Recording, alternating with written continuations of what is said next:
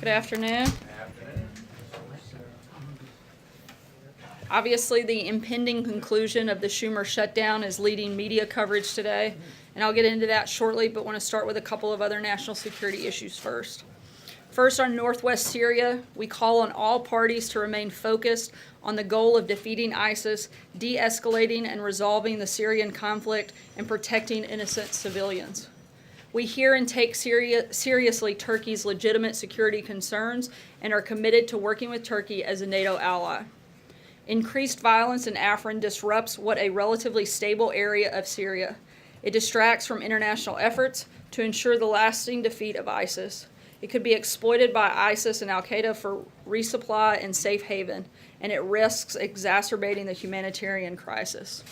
We urge Turkey to exercise restraint in its military actions and rhetoric, ensure that its operations are limited in scope and duration, ensure humanitarian aid continues, and avoid civilian casualties. We want to ensure that Assad's brutal regime cannot return to Afrin, and we will continue working diplomatically to end the Syrian civil war. In Afghanistan, where terrorists attacked a hotel in Kabul, such attacks on civilians only strengthen our resolve to support our Afghan partners. We commend the swift and effective response of the Afghan security forces. Afghan forces, with our support, will continue to relentlessly pursue the enemies of Afghanistan who also seek to export terror around the world. We call on Pakistan to immediately arrest or expel the Taliban's leaders and prevent the group from using Pakistani territory to support its operations. Lastly, in regards to the government shutdown, we were pleased to see Senator Schumer accept the deal that President Trump put on the table from the very beginning, which was to responsibly fund the government and debate immigration as a separate issue. I have a statement here from the President of the United States that I will read. Quote, "I am pleased that Democrats in Congress have come to their senses and are now willing to fund our great military, border patrol, first responders, and insurance for vulnerable children. As I've always said, once the government is funded, my administration will work towards solving the problem of very unfair illegal immigration. We will make a long-term deal on immigration if and only if it's good for our country."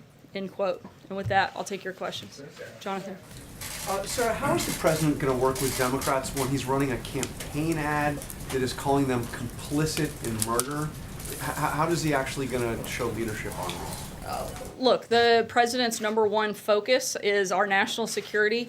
He's been very strong on discussing the need for border security and tying that directly to national security. That's a big focus of both the president's campaign at the time and also since he's become president. In terms of specifics of any ad running, those aren't being done by the White House, and I can't get into any details. But his position in terms of the need for border security and how that impacts national security is something we've talked about and been very clear on. So is he bringing the Democrats down here, bringing Republicans here, hashing this out? How is this going to be any different? We didn't see him over the weekend. He was only talking to Republicans. Obviously, if there's going to be a deal by February 8th, it's going to need to be a deal with Democrats.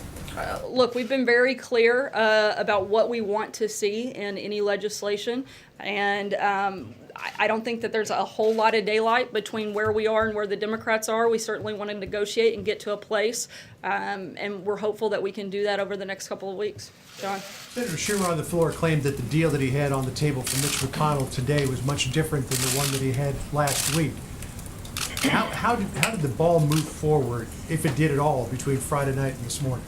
Look, I think that Democrats realized that the position that they had taken, frankly, was indefensible, and that they had to focus on first funding our military, protecting Border Patrol agents, funding vulnerable children through the CHIP program. These were things that they didn't disagree with. They agreed with everything that was in this CR. The president stayed firm, Republicans stayed firm, and Democrats, I think, realized that they had to move past that piece of legislation, and so that they could focus on the conversation they're desperate to have. So is it your contention that the deal that Chuck Schumer accepted and lauded today is really no different than the deal that he had on the table Friday?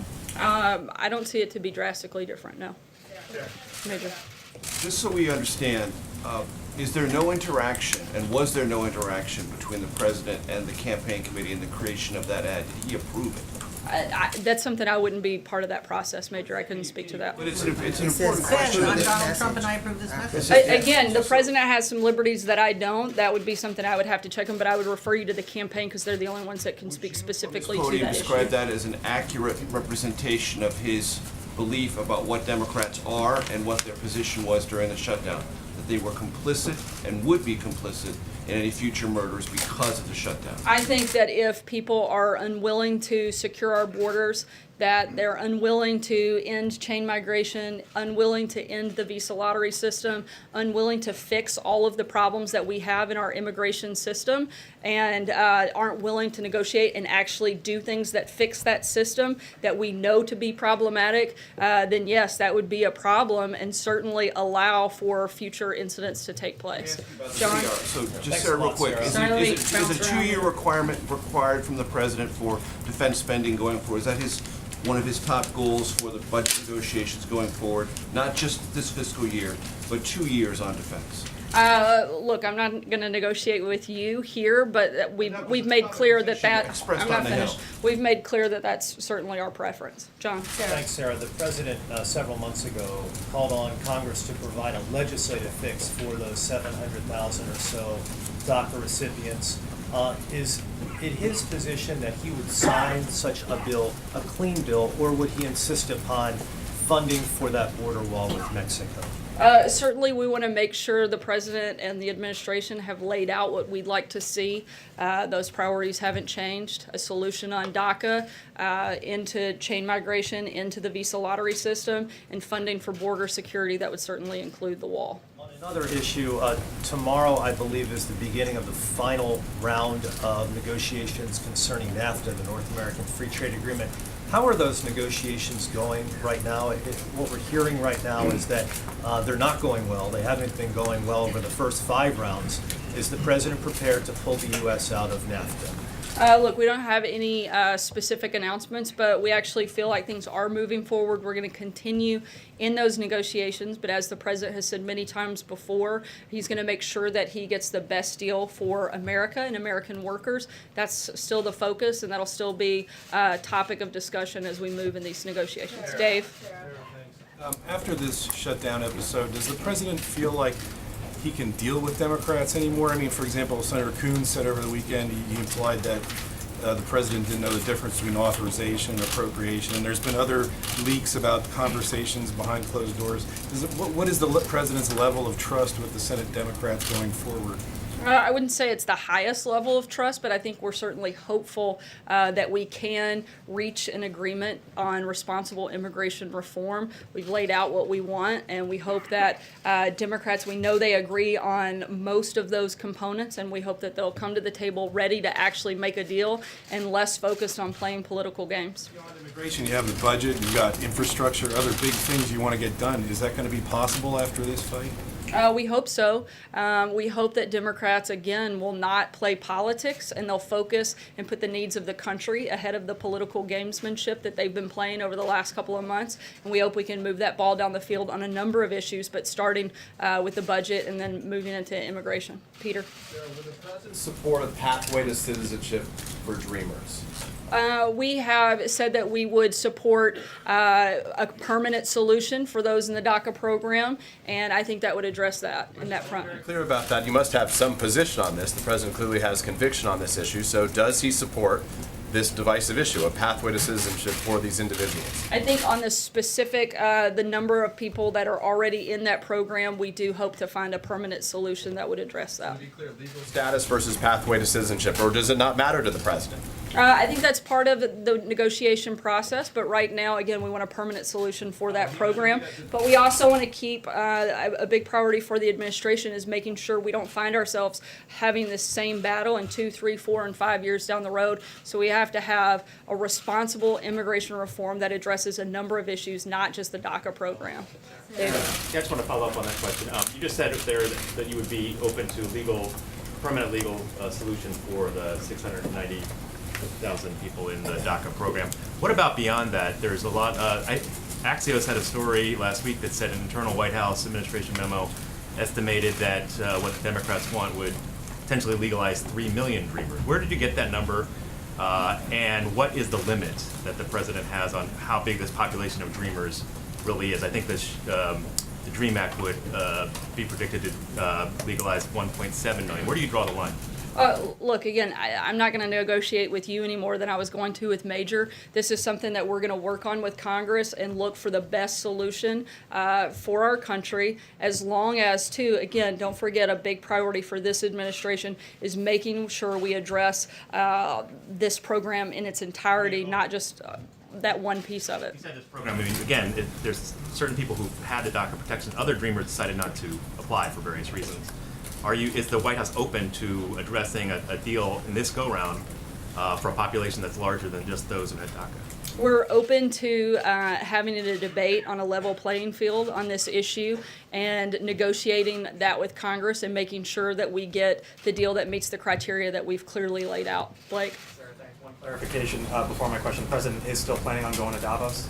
As of right now, if all things go as expected this afternoon, with the reopening of the government, which we expect that they will, the president's delegation will leave tomorrow, and the president will continue on his trip later in the week. And my question, the priorities of a DACA fix, where exactly does that rank? Because when you talk about what needs to happen for a deal, diversity visa lottery program, the wall, ending chain migration, DACA, some other components up on the Hill may need to be worked in as well. The actual DACA solution, how big of a priority is that one component for the president?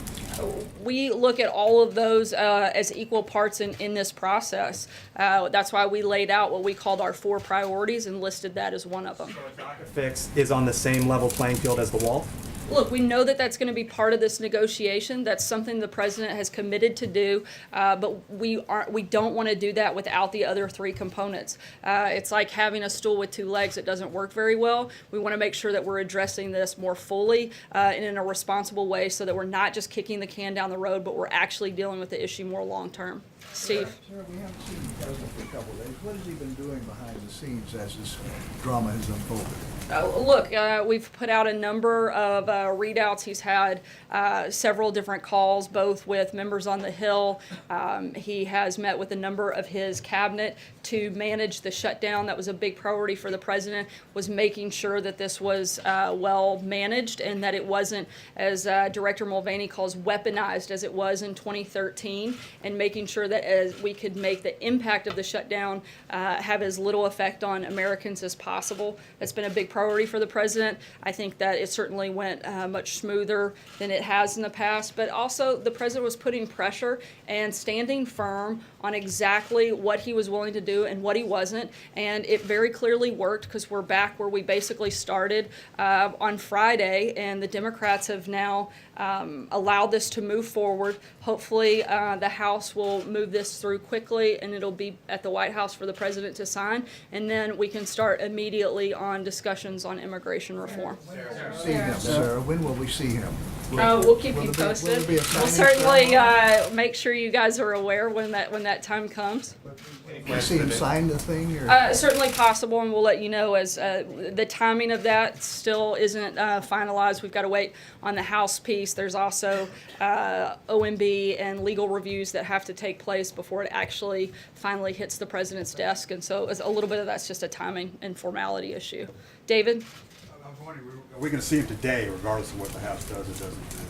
We'll let you know. We'll keep you posted. Maggie? Sarah, just going back to the NAFTA discussions, does the president still have faith in Wilbur Ross? There was a report suggesting otherwise. Absolutely. I spoke with the president about it directly this morning. He has 100% confidence in Secretary Ross. He loves Wilbur, thinks he's doing a great job, and has been a strong advocate for the administration, and been a great leader when it comes to the trade discussion on steel, aluminum, and certainly his involvement in trade across the board with the administration. Cecilia. Sarah, the president was very clear back in September when he said that dreamers have nothing to worry about. Is that still the case? I think we've been pretty clear that we want to find a solution on the DACA program, and we're going to hope that Democrats are willing to work with us to make sure we actually resolve this issue. John? There are a lot of dreamers in this country who are sort of living on pins and needles, not knowing what their fate is and has in store for them. What is this White House's message to that population of people? I think in that this they country? should storm Capitol Hill and protest there, because that is the place that has held up this discussion. Democrats are the one that shut this discussion down by forcing a government shutdown, by being unwilling to fund the government. We lost 4 days over this process of the conversation that should have been focused on immigration reform, fighting over this CR. If they had been part of the solution instead of part of the problem, then I think we would have already been further down the road in our negotiations on that package, and hopefully we won't have problems like that in the future. John? Thank you, Sarah. Two questions. The first on the obvious that's there. Congressman Tom Cole, a member of the Republican leadership, said over the weekend that to a member, Republicans in the House were committed to the three priorities the president laid out in the process of reopening the government. Is the president in cement on those three in the negotiations that are going to follow? The ending chain migration, the ending of the lottery, and the appropriations for the wall. Yeah, we've been clear those are our priorities when it comes to The immigration. non-negotiable. Look, these are the priorities we want to see in the package, and we're going to negotiate that with Congress, but we've been pretty upfront. I think I've said it about 30 times already today. Those are the priorities and the principles that we've outlined that we want to see in any legislative package that the president signs. Mara? My other Sorry, question, second question. Sarah, is on a completely different subject. Monsanto and Bayer, who are two giants in the seed industry, are preparing to merge. Their CEOs have met with the president, and many fear that this is going to lead to a monopoly for them and in the seed industry and raising the prices, which will hurt the farm community. Is the president in favor of the merger of Monsanto and Bayer? I haven't spoken with him about that, John. I'll have to get back to you. Mara? Sarah, thank you. I understand that you guys have laid out your criteria for what you want in a deal, but is the president saying that on March 5th, if he doesn't get what he wants from the Democrats in those other areas, that he will begin to deport the Dreamers? We haven't determined that. We're hopeful that we don't have to do that and that we don't have to get there. We would like Democrats to get serious about actually solving problems. They say they want to have this conversation. They say they want to negotiate, so much so that they were willing to shut down the government. If they're that willing to go that far, surely they'll be willing to come to the table and talk about real solutions and get something done. Remove the deportation protection from the Dreamers. The president is the one that enforced the law. Yes, he is. That is his job as commander-in-chief. He did that, absolutely. One other question. The president's But let's be clear, but that is because of Congress's failure to actually address the issue. They're the ones that actually pass and make those laws, and the president gave a 6-month time frame in order for them to do that. And now I think all of America is counting on them to show up and make sure that happens. And just one more. The president's son, Eric, said that the shutdown was a good thing for us, meaning politically it was a good thing for the president and his party. Does the president agree with that? I haven't spoken to him about those comments. Sorry. Darlene? What is the guidance on how quickly the government would reopen and how soon workers would be expected to be back at work, and national parks and other facilities that were closed will reopen? Again, most of those parks, they tried to maintain and keep those open. Unlike in past shutdowns, they really tried to minimize the impact on the American people. In terms of what the turnaround time for a full reopen, as I said earlier, we are waiting on the House to vote and clear, then it'll go through the OMB budget process and review and a legal review, and then hit the president's desk, which we expect sometime late afternoon, early evening, which would make most government offices already closed, and so they would start back in full capacity tomorrow morning. And if that changes, we'll certainly let you guys know, but that's sort of what we tentatively expect at this time. Stephen? I'm hoping to give you a chance to respond to the criticism that Senator Schumer lobbed over the weekend.